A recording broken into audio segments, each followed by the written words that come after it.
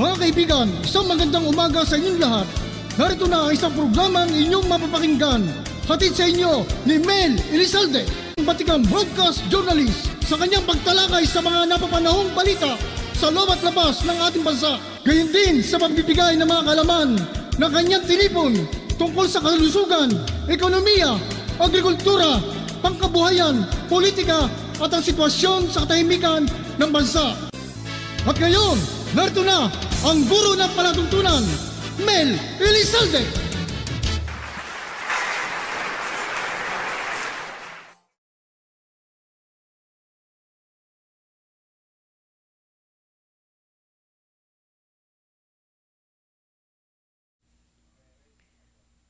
Magandang hapon po sa inyong lahat. Mga minamahal naming taga-subaybay, kumusta po kayo? At welcome po dito sa ating programang Kadiskarte with your host, Mel Elizalde po. Ngayon ay araw ng Lunes, November 6, 2023, after a long weekend. Yan, lahat po tayo ay aga gumising, no? Ako aga kong gumising, pero nakarating ako sa Manila, almost lunchtime na. Dami hong trabaho eh. Talaga ho kasing katulad niyan, long weekends nga po tayo, tapos yung mga nagbakasyon ay karamihan sa kanila kahapon umuwi, ngayon yung iba mas marami ngayon, kaya sobra ho ang traffic at talagang nagkabuhol-buhol na naman. At any rate, ito po tayo, magkita na naman at pasensya na po kung di tayo nakakapag program ng mga nakaraan, napaka-hectic po na ating schedule. But ngayon araw, ang ating pong pag-uusapan ay isa sa pinaka, at ito na nga ang pinakamahalaga. Ano po yon? Yung sariling kalusugan. Paano natin po pag-iingatan ang sariling kalusugan? Kaya alam niyo po, habang nagkakaedad ang tao, talagang dapat tumutok pala tayo doon dahil lahat ng ating mga pangarap, lahat ng ating mga gustong gawin, lahat ng mga binabalak natin ay malamang hindi humatupad kapag tayo po ay hindi malusog physically, emotionally, mentally. Yan, no? May mental tuloy ako. Alam nyo lang, napakadaming itong past few days sobrang pagod ho natin. But then, ito nga, kahit anong pagod, iniingatan ko yung sarili kong kalusugan kahit na busy tayo. Talaga hong ganyan di ba? Dahil kung hindi, magkakaroon ng obstruction ang ating pong mga balakin. Ngayon pa naman na bumubukas na ang pinto para sa sa ating produksyon na Elizalde Broadcasting. At may awa ang Diyos mairaraos natin ito lahat. Ngayon po, yung sinasabi ho, gusto nating lahat ang tagumpay. Gusto nating lahat maiayos natin ang buhay natin. Kahit na tayo ay nasa kahapunan na. Hindi po ba? No? At sinasabi ko nga po, pero sa paglipas ng panahon, tumatanda ho ang tao di ba? Huminihina ang kanyang pangangatawan, ang kalusugan. Pero merong malakas pa at pero meron din namang mahina pag matanda na. Siguro po doon nga lang nagkakatalo sa pag-iingat ng kalusugan, no? Yun yung sinabi nga po ng isang matalinong tao, your mind can only go so far as your body will permit. Ayan, tandaan ho natin 'yan Yung ating pong pag-iisip ay yung ating mga balakin, yung ating mga kaisipan ay lamang ho yan, lalawak yan kung ang ating pong kalusugan ay tumatalima dyan. O ika nga po sumusunod sa mga alituntunin, no? At ibig sabihin, sumusuporta sa kalusugan ng ating kaisipan. Dahil kung ang ating pong kalusugan hindi maayos, kahit anong gawin ninyo, kahit anong talino ninyo, kahit anong brilliant nyo, wala yan. Wala po lahat yan. At sinasabi nga po, halimbawa, pwede ka bang mangarap na maging matagumpay kung ang health mo naman ay bagsak? Wala ho lahat yan. Diba? Meron nga po akong kaibigan, mahal na kaibigan. Dami hong mga balakin. pupunta sa ganung bansa, magiging masaya, lahat ho kasi tayo nangangarap eh. Nag-uumpisa ang lahat sa pangarap at yan ay ating tutuparin. Yan ay gusto natin lahat matupad. Subalit, dahil sa nakaligtaan nating bigyang pagpapahalaga ang kalusugan, lahat po ng iyan ay napunta sa basurahan. Yan o ang mangyayari sa atin. Kaya we should be very, very careful and aware about our health, yung physical health, no? Kailangan po malakas ang isipan mo, ganon din ang kalusugan mo. Paano magagawa ang lahat kung hindi malusog ang kalusugan? Siyempre, pati isip, hindi na rin, no? Marami ako nakitang mga brilliant na tao, talagang magaling sumulat, magaling lahat. Pero nung nagkaroon ng konting karamdaman, parang parang paranoid na, parang hindi na ho siya makaisip, at parang napakasakit tignan pagka ganon sa ang isang taong kilala nyo na brilliant, marunong, lahat. Pagkatapos bigla na lang ho magkakaganon, nakalulungkot po. Kaya nga sabi ho hindi ho lahat ng tao ay binibigyan ng maayos na kalusugan. Pero bago po tayo magpatuloy, nais ko pong batiin ang ating mga regular mga viewers. Mr. Sammy Asintado Gabot, sir, we miss you watching from Cavite. Thank you po for watching. Ngayon lang ho tayo muling nagkaniig sa ere kasi alam nyo, dami hong trabaho. And of course, Mr. Kuya Chot Velasquez, nice topic, very relevant. Thank you, anak. Yan po. At ito nga po, dahil sa marami nating mga experiences sa kaibigan, sa mga mahal sa buhay, talagang hindi ho natin maiwasan na dapat talakayin natin itong pagbibigay, pagpapahalaga sa ating kalusugan. Dahil lahat ng ating mga balakin, inuulit ko, hindi ho na natin magagawa yan. Hanggang nakatingin na lang ho tayo sa kawalan. Gusto po ba natin ganun ang ating maging kawakasan? At tandaan nyo po, ang isang may karamdaman na tao, bugnutin ho yan, no? At saka wala na, parang number 1 ho, pag nawala na kayo nabubugnot kayo sa kalagayan nyo dahil meron kayong karamdaman, lalo hong napapabigat sa inyong karamdaman. Sabi po ni Miss Chodora Villato, magandang hapon po, Tita Mel. Ganun din po sa inyo. Thank you for watching. Yan ho, sinasabi, pag nag-deteriorate ang mind, kapag na-deteriorated din ang stamina, syempre, wala na tayong kapasidad. At anyway, nag-uugat po sa maayos na kalusugan. Sabi nga po, sa military, pinalalakas ang katawan. Then, bago po yung pag-iisip, under pressure, breaking point ho yun, di ba? Kailangan malakas muna katawan para makasandaluhan yan di ba? At doon sa ancient Greek naman, sinasabi, anong pinalalakas ang katawan? Ang unang pinalalakas po ay ang katawan ng mga kabataan at ini-involve. Pagkatapos sila po ay ini-involve sa athletics. Yan ho, during those times, no? Ganun na ang pagpapahalaga sa kalusugan. Saka pag malakas na, saka po susunod na ang kanilang paghubog ng kanilang mga kaisipan at yung soul nila. Yan. Pero ano po ba ang mga yung nagiging problema natin sa ating kalusugan? Number 1 ho, paano natin to didiskartihan, no? Ang unang-una ho yung problema natin, malnutrition. Ayan, dumiskarte ho tayo. Malnutrition, no? Di ba? Bakit? Ang dami yung problema pag sinabing malnutrition. Hindi natin alam kung ano yung kakainin natin. Wala ro tayong sapat na pera para bumili ng maayos na pagkain. Mga ganun ho ba, di ba?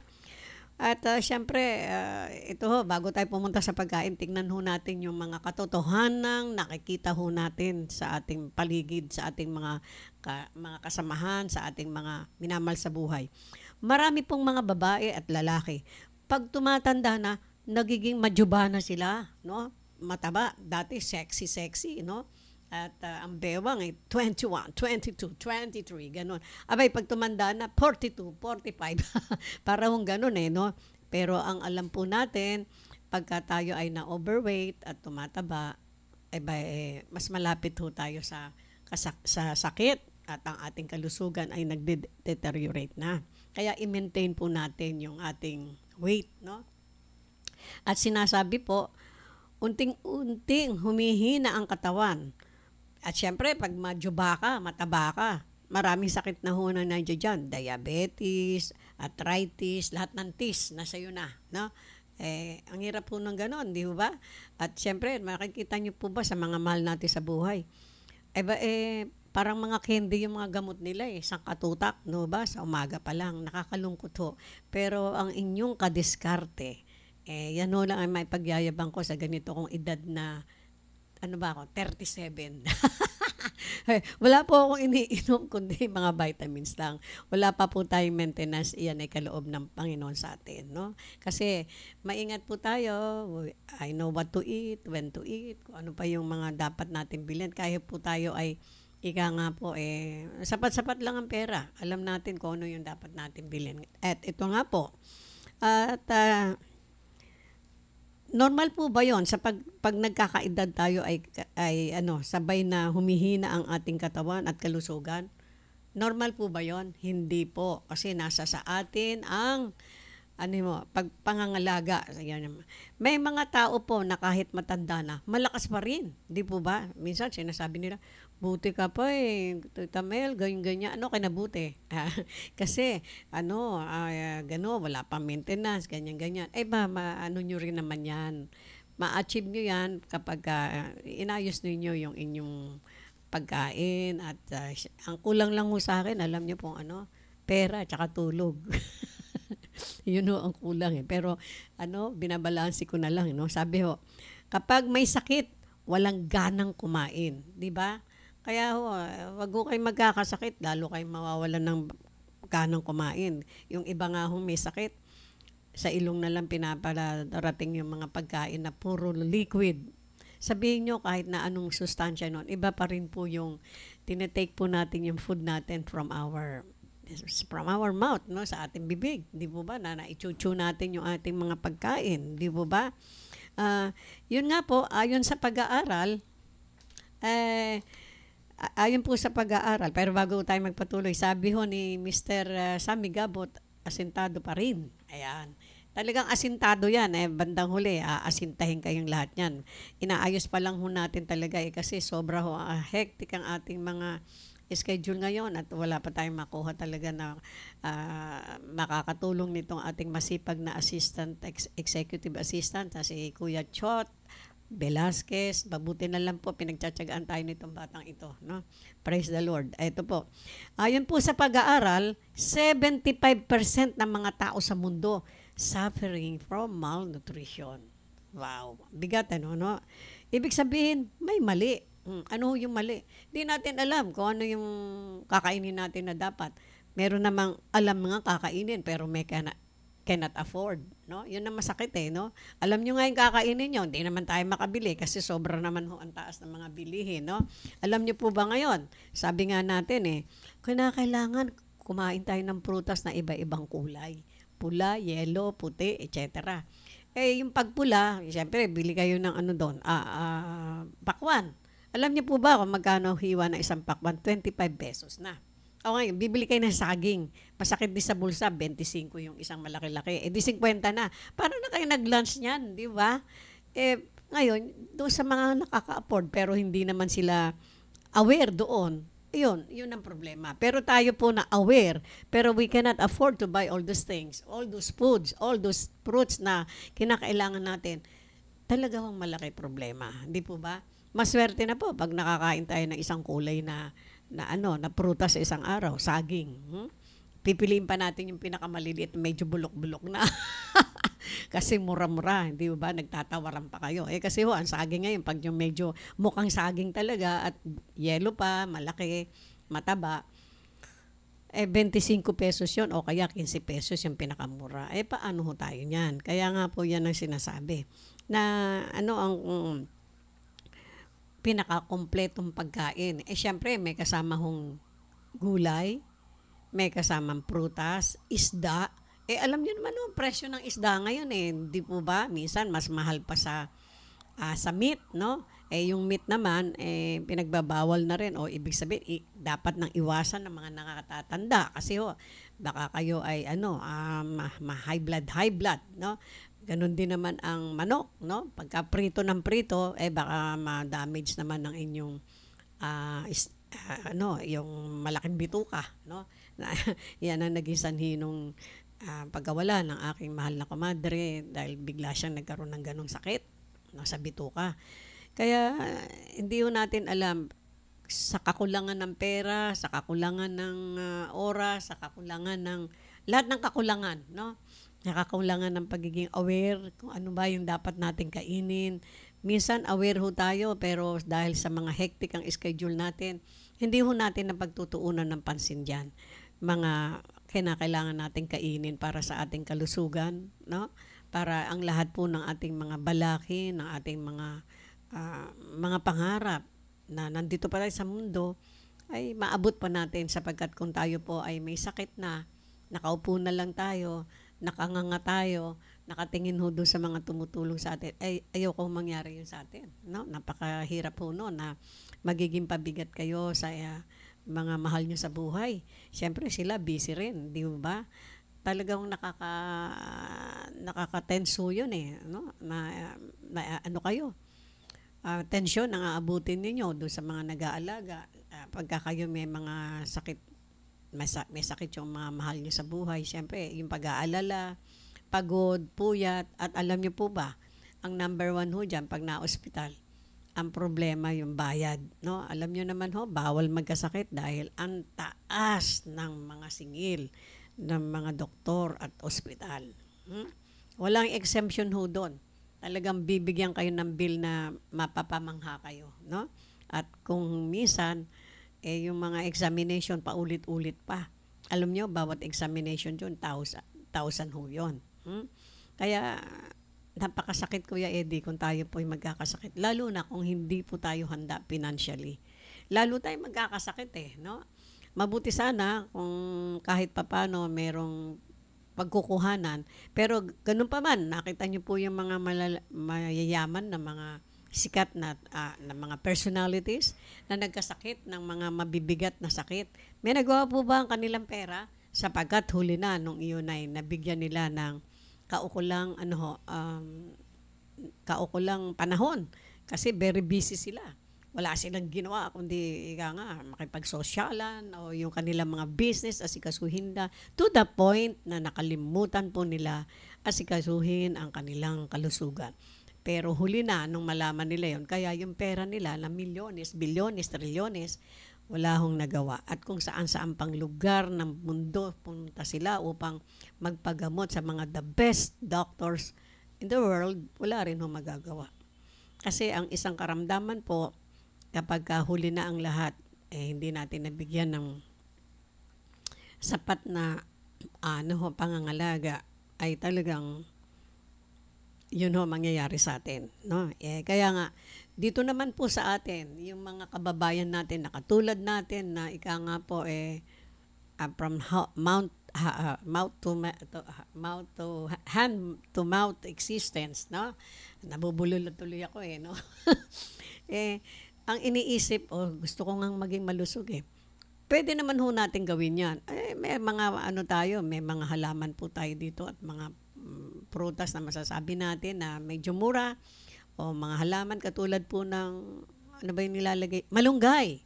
Malunggay is very good for the health. Ano po yan? Vitamin C, which is very important sa ating pong health. No? Super food. At number one din, ang saging. Good for the heart. No? At nagpapababa pa daw ng cholesterol, etc. Kaya yung mga kababayan natin kasing tulad natin, sikapin niyo po kahit mga saging 2 beses, 2 saging isang araw, malaki na may tutulong yan. At kung wala tayong mga ibang gulay, magtanim po kayo ng malunggay. Ang malunggay po, madaling mapatubo. Pakuluan nyo lang ng sandali, gasan muna, tapos lagyan ng luya, lagyan ng kahit na 1/2 na papayang hilaw. Masustansya na po yun. Marunong tayong dumiskarte sa pagluluto. No? Diskartehan na lang ho natin at wag na natin isipin makakabili pa tayo. Ano ba yung mamahaling prutas? Grapes, mga kung ano-ano pa. Ano ba yun yung parang kulay pula na parang mansanas na maraming balat. Ayan, mahal ho yun At ganun din. Ang apple, medyo mura-mura ngayon. Meron kayo mabibilin 3 for 50 cents, no? 50 pesos. Pero ano na lang ho yun, no? Ang grapes ho, medyo 200 per kilo. Ayan, no? Hindi naman ho tayo pwedeng bumili noon araw-araw. Baka wala na tayong pamasahe. Hindi po ba? Yan ho ang problema natin eh. But then, of course, ang mga kinakailangan natin po ay dumiskarte tayo, no? Parunong tayong dumiskarte kung ano yung mga dapat natin kainin kahit papano, iraraos natin pa isa-isa, pandalawa-dalawa, no? At ano pa ho yung sinasabing mga kailangan natin gawin. Number 1 yan, sabi nga, yung mga pagkain prutas, idadaos natin kahit papano. At yung taking a nap, ayan, yan ho, ang kulang din sa akin eh. Now, kaya ba, nasa bus ho kayo, pwede kayong mag-nap doon kung kayo kulang sa sa bahay ng tulog, mahaba ang biyahe, mag-take a nap po kayo para yung kasi iba po yung nakakapahinga ang inyong isip, no? At katawan. At number 2, pwede ho kayong, yung meditation, maganda ho yan sa katawan. Paano? Sino ang may alam kung paano mag-meditate? Ayan. Marami ho tayong mababasa dyan, kahit sa Google. Alam nyo ang kagandahan po ng Google. We don't need to go to the library or tayo sa mga libro-libro. Lahat po ng mga katanungan natin, pwede tayong magtanong sa Google, no? Yan ang kagandahan ngayon, super eh, no ba? Isang pindot mo lang ganun, okay sa alright, di ba ba? So, gusto niyo matuto ng meditation? Well, punta ho kayo sa Google. Paano ba ang gagawin yan? Malaki pong tulong yan. At siyempre, number 1, pagkain ng mga masustansya na ayun, yung sinasabi ko, yung dragon fruit, no? Dragon fruit, mahal ho yan, no? Pero maganda rin sa katawan yan. Pineapple juice, pakwan, ubas, etc. Yan mga papaya, ganda ho sa digestive system, no? Pero ang sinasabi po ho dyan, ang number 1 syempre, yung prayers, of course, yung medicinal na prevention sa ating pong health problems. Number 1 ho ang prayers. Alam niyo po ba, kapag ang tao ay nagdarasal at pinaniniwalaan niya siya ay gagaling, napakalaki po ng tulong ho niyan. At syempre, ang ating Panginoon ay nakatingin sa atin. Tinitingnan tayo. At kung gusto niya tayong bigyan ng another chance, of course, bibigyan niya. Wala pong imposible doon.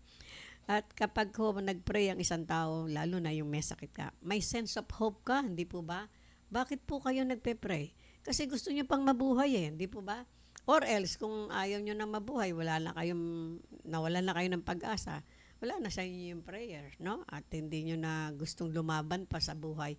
Pero ito po tatandaan natin, ang mabuhay sa mundo ay ibang klase ho yun. Isa lang ang buhay natin. At pag nawala ho yan, wala na lahat, no? At maraming pangarap ang nauwi na lamang sa ganun dahil sa na wala na ang buhay. Kaya kung naalala ko minsan, several years back, ako po ay madalas dumaan dyan sa Philippine General Hospital sapagkat meron akong pinsan dyan Minsan dumadaan ho ako dyan. Nakikita ko po doon sa ward area nila, merong isang matandang lalaki. Matanda na ho siya. Meron ho siyang nakalagay na, anong tawag doon, oxygen sa ilong niya at kung ano-ano pang mga nakasabit doon sa kanyang mga braso. Ibig sabihin, may mga swero siya, etc. At his age, you can see na that old man is really very old na. But then, hindi ko siya nawawalan ng pag-asa. Or else siguro hindi na siya pumunta ng ospital kung nawalan siya ng pag-asa. Kita ninyo kung gano'n niya pinahalagahan ng buhay at gusto pang mabuhay. Pag nagpapa-ospital pa ho yung tao, actually, naturally, gusto pa ho niya mabuhay. Hindi ba? Ngayon, kung sabihin niya, huwag niyo na akong dali sa ospital, tatalo na lang ako sa ilog. O, wag ka nang tumalon. Kalimutan mo na lang huminga. Parang something like that. Nawala na yung pag-asa mo sa puso. Di po ba? Ganon yun Pero sabi nga po, habang nabubuhay tayo, maganda pa rin ang paningin natin sa buhay. Bagamat yung iba na ating mga mahal sa buhay, kababayan o mga kaibigan, ay nagkaroon ng karamdaman. Kaya tayong may mga maayos pang karamdaman, let us all be thankful to God pag tayo po ay nagising dahil wala tayong sakit. Hindi katulad nung mga iba na nakikita natin, tumayo man lang, hindi makatayo. Buhatin man lang yung isang maliit na bagay, hindi niya maano. Napakasakit ho nun, di po ba? Parang masyadong helpless, di po ba? Yan ang ating dinadalangin na ako po, yan ang aking prayers lagi na kung ako ay mag-goodbye na dito sa daigdig, sana in just a click of second, wala na ako kasi I don't want to be a burden to my family and friends. Di po ba ganon? Lahat tayo, yan ang pangarap. But then, kaya nga po, kailangan ayusin ho natin yung ating kalusugan dahil habang nandito tayo sa mundo, ngayon na masaya tayo, pagkatapos bigla tayo magkakaroon ng karamdaman, di tayo halos makatayo, hindi makaano, pati pagkain, wala. Aanuhin ho natin ng pera kung nakatunga nga ho tayo doon sa ating mga kaibigan na lumalapak ng lechon. Samantalang ikaw, yung liquid na nga lang yung kakainin mo, dinadaan pa sa ilong mo. Hindi ba? Napakasakit noon. O ikaw napakaraming ang pera. Mayroon kang mga alalay, nakaupo sa wheelchair. Pero hindi ka makatayo. You have to rely on yung people na iyong binabayaran. Samantalang tayo, mapalad ho tayo. Wala tayong binabayaran at tayo ay nakakalakad ng maayos at nakakapunta tayo sa mga lugar na dapat natin puntahan, mga ganon. So, we must be thankful at yan po ay ating pong pagyamanin. Kaya nga po sinasabi ko sa inyo, ang diskarte sa kalusugan, huwag aalisin. No? Na, maganda po yan eh. Pagka hindi nyo inalis yung diskarte nyo, masaya ang buhay, lalo na po ngayon. Magpapasko. Kaya gusto ko muna batiin yung aking mahal na anak sa Amerika, yung nurse kong anak, Nilo, and his family. May 2 apo na puro gwapo tulad ng tatay nila. Si Tristan at si Galahad, and of course my daughter-in-law, Eileen. No? Nandun sila sa state of Michigan, and mag-igat kayo dyan. Thank you for the help that you extend to your dad. Kasi po yung aking bana medyo may karamdaman. Ang hirap po ng ganun no? Kaya pinili ko po itong topic na to sapagkat alam nyo, hindi ho pala nakukuha sa taba. Mataba ka? Huwag mo sabing mataba ka, malusog ka. No, hindi po. At in fact, yun ho matataba. Yan ho ang medyo hindi malusog kasi sa forma pa lamang ng katawan mo. 42, 42, 42. Hindi ho maganda sukat yun. No? Kaya mag-ano kayo. Kasi yung trabaho ng bana ko nung siya bata-bata pa ay somebody, laging nakaupo, sanay na puro utos. Hindi po maganda yon. Kailangan yung body natin ay laging nagmo-move. Yan po, kasama yan. No? At kung tayo po ay may edad na ganito, be sure na abang wala pa kayong karamdaman, maglakad-lakad ho kayo in the morning para makaano kayo ng sun. Magaling ho yan, vitamin D yan. No? Para kung kulang man tayo sa vitamin D, hindi tayo makabili. Medyo mahal ho yung mga vitamins ngayon no? Magpa-araw kayo ng a few minutes, no?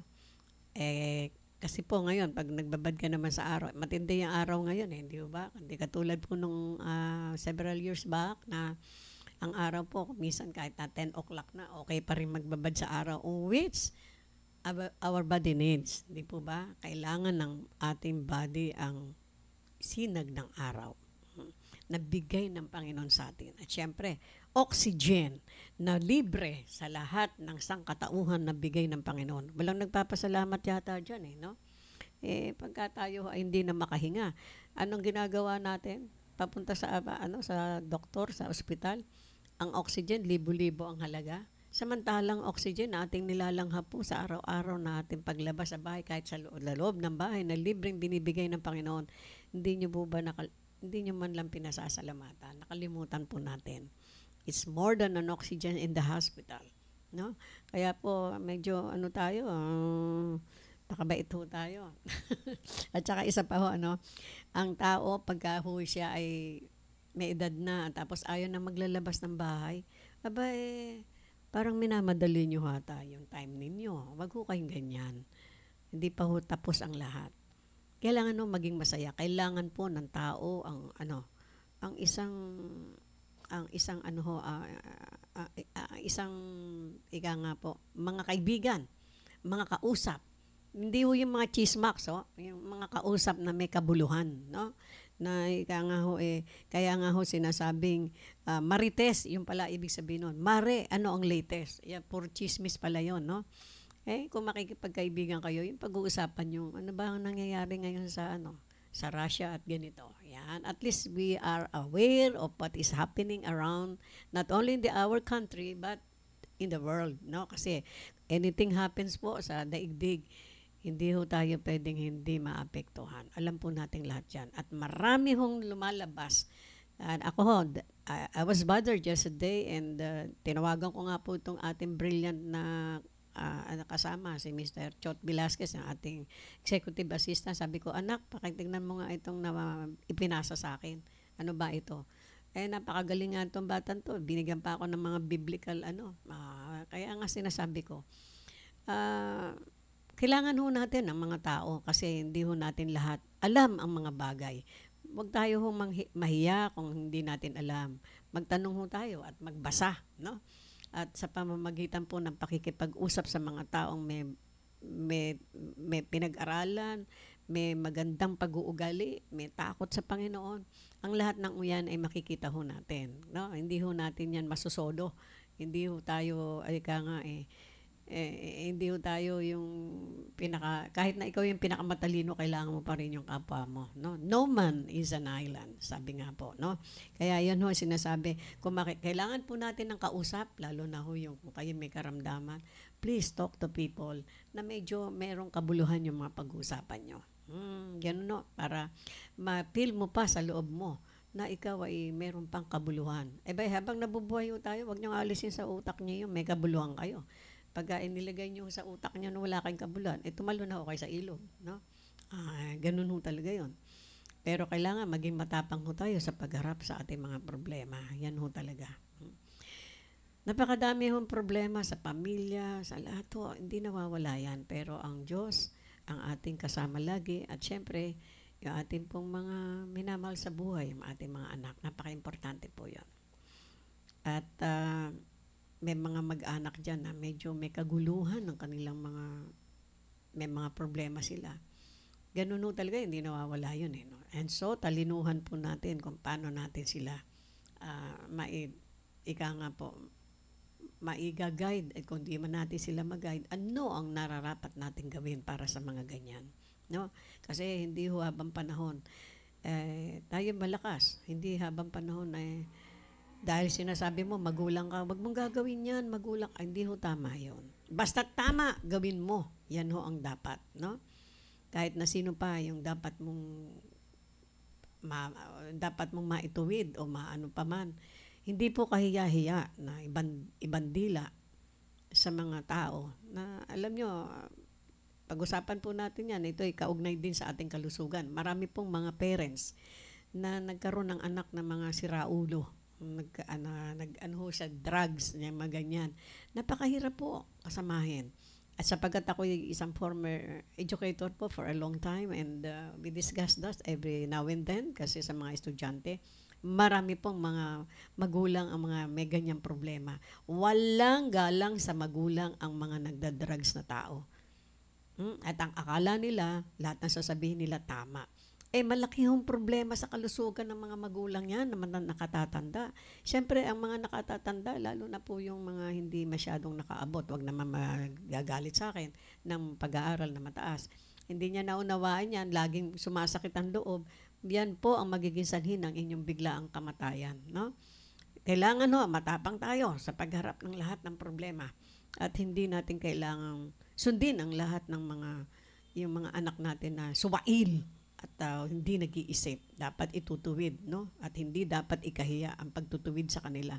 Lalo na kung ang mga magulang ay wala namang pagkukulang, kung napagtapos nyo naman sila. Di po ba? Maraming ganun Hindi? Yan ho ang mga problema ng daigdig ng ating mga pamilya. Marami. Subalit, iba po kasi ang kultura ng Pilipino, hindi po ba? Kaya ang kultura po ng Pilipino, kasi anak ko yan, di pwedeng ganyan, puro ganyan. abay kayo patay dyan. Ang kalusugan ninyo ang maapektuhan. Pag puro tayo, kinikimkim natin ang sama na loob. It's high time. Ganun po. Kung ang sobrang pagbibigay ninyo at hindi pa rin na nagigising, kailangan pukpukin na sa ulo, no? Ng katotohanan. Ganun yan. Kahit na magulang kayo yung sinasabi nagkanulo dahil ganyan. Abay, dapat yung gawin yun dahil katungkulan ninyo sa komunidad, sa pamilya, sa bansa, sa kabuuan. Para malabanan ang mga kumakalat na epekto ng droga sa pamilya. Hindi lamang doon sa user na yan kasama yan sa ating pag-iingat sa sariling kalusugan. Lalo na po yung mga nakatatanda na may mga ganyang problema sa ibang mga anak nila. Marami pong gano'n, nakakaawa, iiyak na lang. Aba, hindi ho nakukuha sa iyak yung mga problema, kailangan kinakalaban ho yan at talagang hinaharap. Ganun ho tayo hanggang buhay tayo sa daigdig. So mga mahal kong kadiskarte, maraming salamat po sa inyong pagsubaybay. At nais ko pong batiin ang ating mga kaibigan, Dr. Leticia Sarceda, ang one of the best doktora, dentista, napakaganda pa hanggang ngayon. Doktora, kamusta po kayo? And of course, Mr. Sammy Asentado Gabot. Yan mga friends na hindi natin maaring kalimutan kasi talagang marami tayong natututuhan sa kanila, no? Of course, our good friend, Mr. Rudy Santo Domingo, our CPA friend and at the same time licensed broker. Maraming salamat sa iyo, Rudy, sa pagsubaybay mo. At minsan nag-absent ako dito sa ating mga programa kasi sa dami ng ating mga, kung alam nyo lang na I'm trying my best na maiayos natin ito, ating studio, and at the same time, yung pong mga pinabalak natin mga programa at mga project dito dahil sa pagka-brilliant itong ating kasama. It's a good thing na binigyan tayo ng Panginoon ng isang kasama na mag-aayos po ng management ng ating pong kalusugan. Ng ating studio. May tumatawag sa akin. Kaya nga po sinasabi ko, maraming salamat sa lahat ng ating mga kaibigan at walang sawang pakikinig. Sana po lagi niyong subaybayan ang Elizalde Broadcasting sa ating YouTube channel at sa ating pong Facebook channel. Hanggang sa muli, and don't forget, I always say, I love you all. Bye-bye.